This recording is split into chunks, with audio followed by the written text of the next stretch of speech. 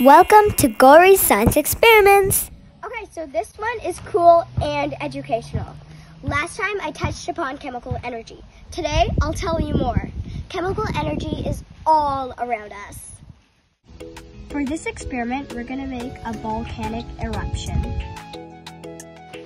You basically just need 3 to 4 items. 2 teaspoons of baking soda, about 150 to 200 milliliters of vinegar, food coloring to give it the red lava look, and 2 to 3 drops of washing liquid.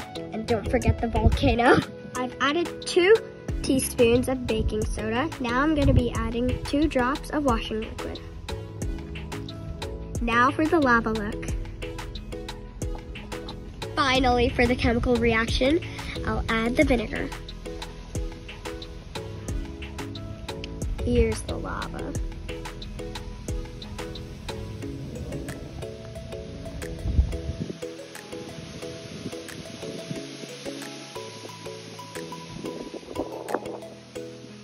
My first ever explosion.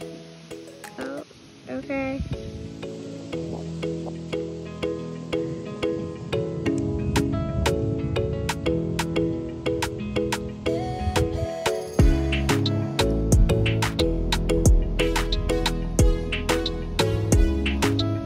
Cool, right?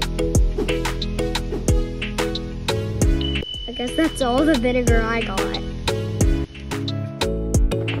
When the vinegar and the baking soda are mixed together, a chemical reaction takes place which produces carbon dioxide.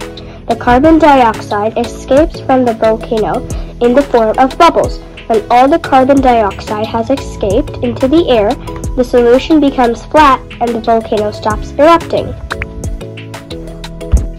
You can try using lemon juice instead of vinegar and see what effect it has on this eruption.